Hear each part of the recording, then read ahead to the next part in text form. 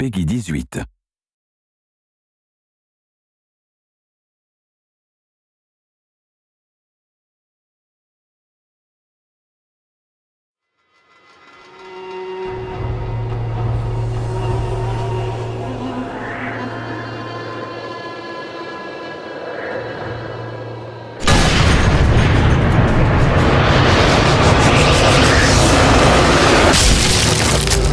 The KillCam is a key part of Sniper Elite. We introduced it in the first game as a way to track the bullet in slow motion from the player's gun all the way to their target.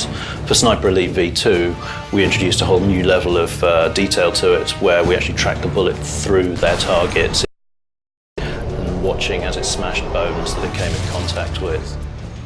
And for Sniper Elite 3, we want to take it a step further to really take advantage of the power of the new consoles and what we can do on PC. So the X-ray KillCam is triggered if the player gets a really good score, and that's based on whether the enemy is moving, the range of the shot, and also the area that the player is aiming for on that target. So within the Sniper Elite franchise, the KillCam really gives us a chance to experiment a bit more with the sound while the rest of the game stays relatively realistic. We took the sounds of cars and aeroplanes and other high-speed vehicles, laid them on top of each other, stretched them out, played with the pitch, really kind of conveyed that feeling of speed and the fact that you were travelling with that bullet.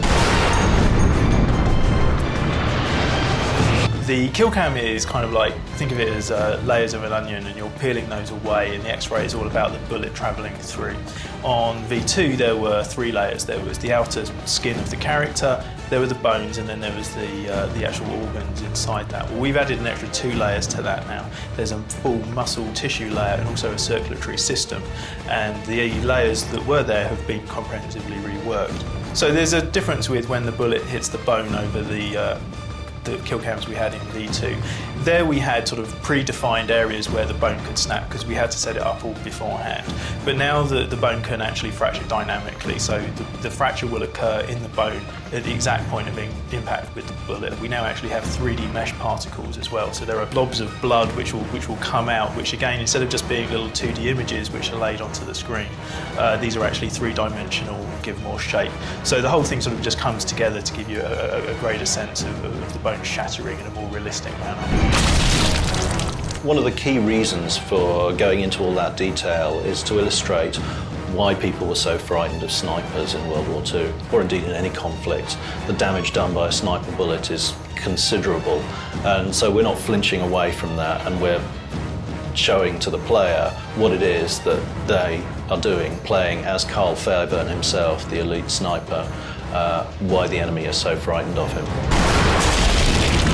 So obviously the money shot of the KillCam is that final bullet impact, and we really wanted to get across the kind of breaking of bones and the splitting of organs and that tearing of muscle and sinew. So we took a little trip down to local grocers and bought all manners of fruit and veg and spent a few days snapping them and twisting them, breaking them, squishing them between our hands to get the squelchy and cracky noises that we needed for all of the bones and organs.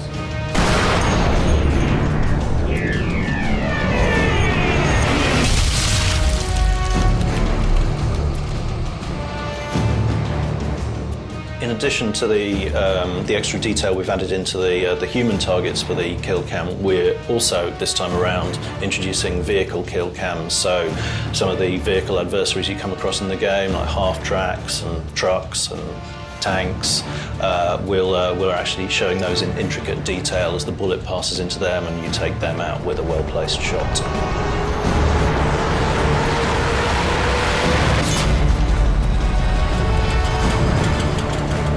We're really pleased with the way everything's coming together, and we're looking forward to showing you more of what we've been talking about in the run-up to the release of the game.